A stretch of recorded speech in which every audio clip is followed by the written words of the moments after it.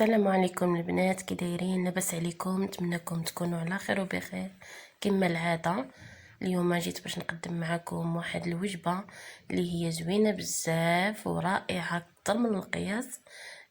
كيعشقها الصغير والكبير. الصراحه كيجي زوين مع دابا المطاعم كلشي زاد. علاش هاد الحويجات هادو ما نديروهمش في الدار؟ وكيجي هشيش بزاف بزاف بزاف البنات. نتمنى ان شاء الله تجربوه ويعجبكم. ودابا ان شاء الله غادي ندوزو المقادير وطريقه التحضير، وهانتوما معايا ما تمشيو فين. مقادير عاديه اللي هي بسيطه متواجده في اي بيت. ما فيهاش تكاليف كتيره الصراحه. كنحتاجو صدور ديال الدجاج، علاش لا ما نجمعوهمش لهاد الوجبات هادي؟ ما كاين لاش نطيبوهم. كنحتاجو كاس الا ربع من الدقيق الفرص رطب، وكاس الا ربع من الحليب السائل. عندي هنا معلقه كبيره من بودره البصل. عندي هنا 2 ضريسات ديال الثومه. عندكم بودره ديال الثومه غادي تكتفيو بمعلقه كبيره. عندي بيضه. عندي دانون مسوس واحد. عندي شويه ديال السودانيه ماشي الهريسه. عندكم الصلصه يمكن لكم ديروها، ما كاينش ديروا السودانيه دي مطحونه. اللي بغاها اختياريه. عندي شويه ديال الابزار، شويه سكينجبير، شويه التحمير، وشويه الملحه. 3 المعالق كبار ديال الحامض معصر، و2 معالق ديال النشا. وهذا هو السر باش كيجي الدجاج فتي بزاف بزاف وبنين صراحه، ما تشبعوش منه. والصدور ديال الدجاج ما يديكونجولاوش في مره، يديكونجولا غير شي شويه باش كيساعدنا في التقطاع. وهانتوما معايا باش نوجدوا الخلطه اللي غادي نرقد فيها الدجاج. غناخد اناء فاش غادي نخلط. غادي ندير النواشف هما الاولين، عاد غادي نجمعهم بالسوائل. غادي نحك هذوك الضريسات ديال الثومه باش ما يجيوش باينين. انا قلت لكم الا عندكم بودره ديال الثومه يمكن لكم تعوضوها، انا هنا ما عنديش، اكتفيت بهذه. ماشي ضروري، المهم النسمه وصافي. اما البصله ضروري البودره، الا ما كانش ما ديروهاش كاع.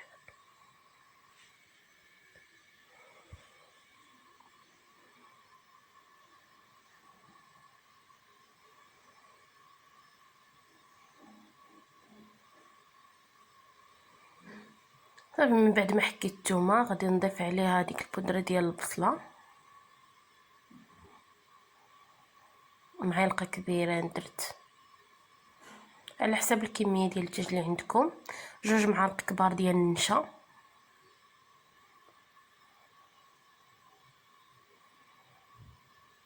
غادي ندير العطريه ديالي.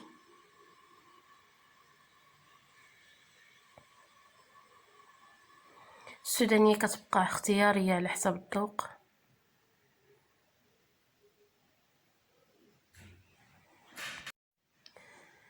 وكنضيف الدقيق، كاس الا ربع من الدقيق.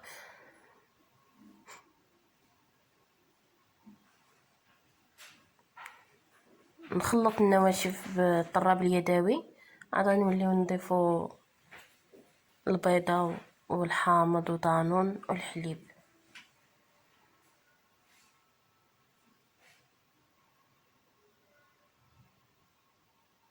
صافي من بعد ما خلطت المكونات انا ضفت البيضه. غادي نضيف 3 المعالق كبار ديال الحامض معصر، وغادي نضيف دانون مسوس.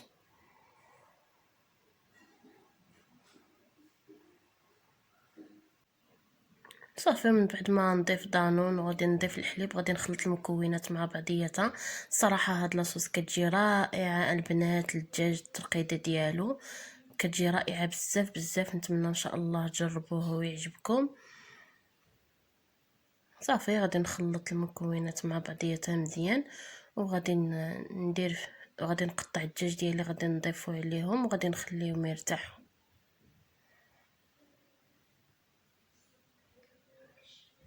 كتجي هاد الترقيده كتجي خاتره.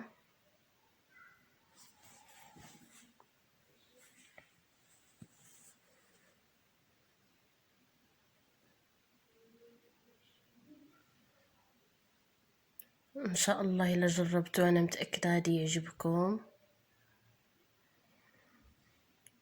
صافي دابا غادي نجيب الدجاج غادي نقطعو.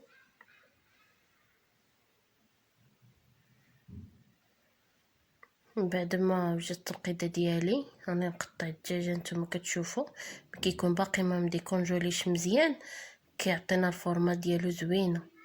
تقطيعه قطعوهم شرائح رقاق كما شفتوا، وغادي نديرهم في الترقيده ديالي، وغنستمر بنفس الطريقه حتى نكمل الكميه اللي عندي كامله.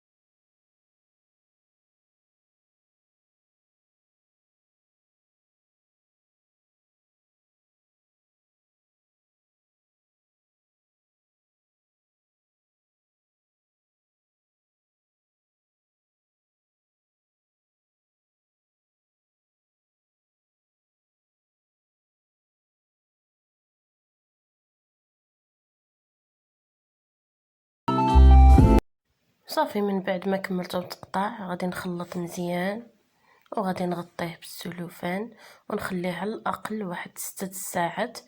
الا ما كنتو مزروبين واحد 4 ساعات، والا كنتو معطلين واخا توجدوه بالليل وتحطوه في الثلاجه، ولا غدا ان شاء الله تصايبوه.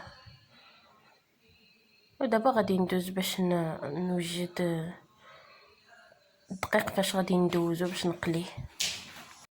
هنا انا درت 2 كيسان ديال الدقيق الفرص رطب، غادي نغربلوه مزيان.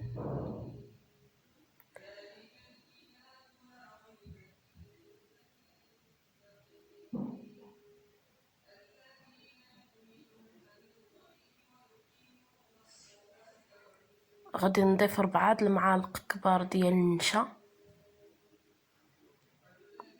هما غادي نغربلهم.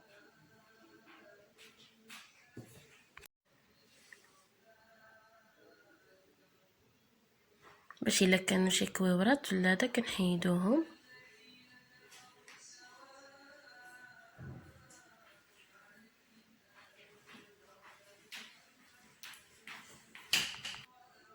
صافي غادي نخلط وغادي نضيف عليهم خماره وحده حمراء وشويه ديال سنيده، غير معلقه صغيره باش كتعطينا ديك القرمشه وديك التحميره كتجي زوينه، ما كيجيش باين ديك الحلاوه.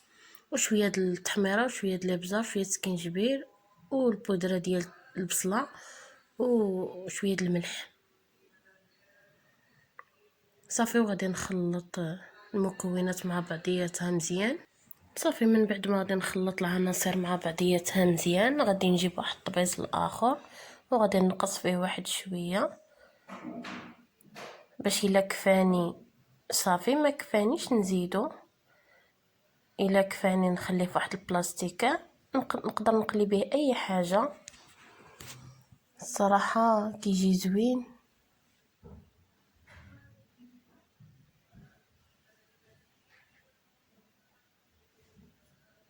صافي ودابا غادي نجيب واحد الطبيصل فاش غادي باش اللي دوزت هذيك الدجاج اللي دوزته نحطو في هذاك الطبيصل حتى نسالي عاد نبدا نقلي باش ما يزربش عليا، حيت دغيا كيطيبوا. من الاحسن نوجدوهم كاملين عاد نبداو نقليو.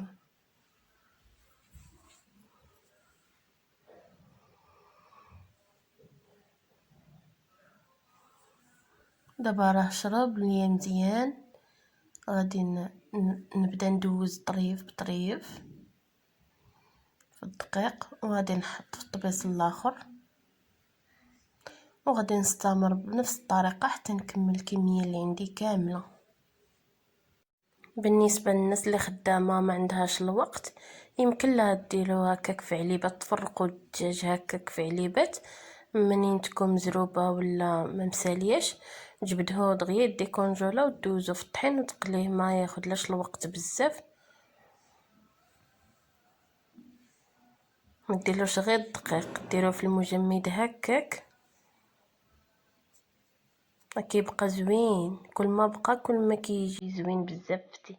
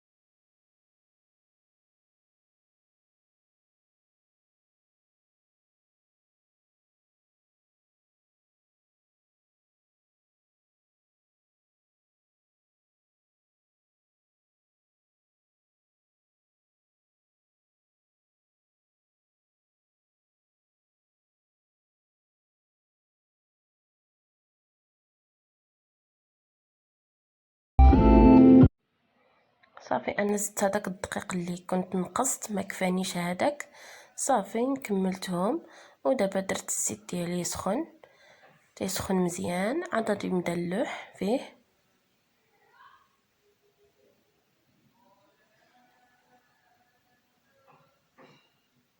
كيجيو فنين البنات، نتمنى ان شاء الله تجربوهم.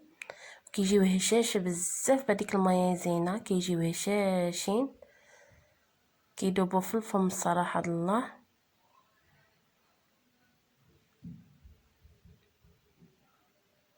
دغيا كيطيبوا، ما كياخذولناش الوقت بزاف.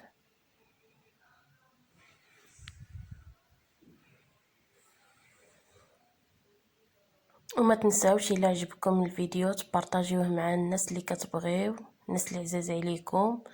وإلا عجبكم الفيديو ديروا لي لايك، واللي ما مشتركش معايا في القناه يشترك معايا باش يوصلوا ويفعل الجرس باش يوصلوا كل الجديد.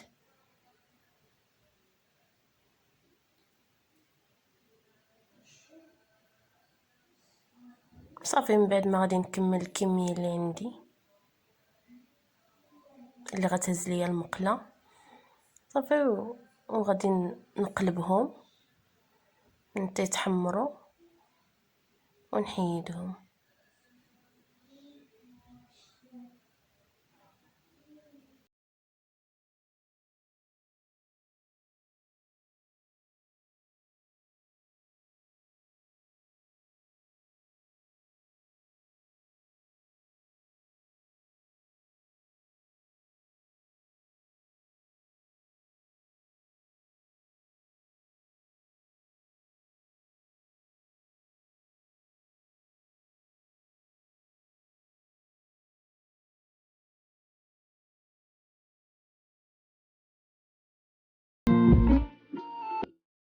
صافي من بعد ما تحمروا لنا من جهه كنقلبوهم ويتحمروا لنا من الجهه الثانيه تاخذوا لنا ديك اللوين اللي مذهب، ونحيدوه ونديروا الكميه الاخرى اللي بقات.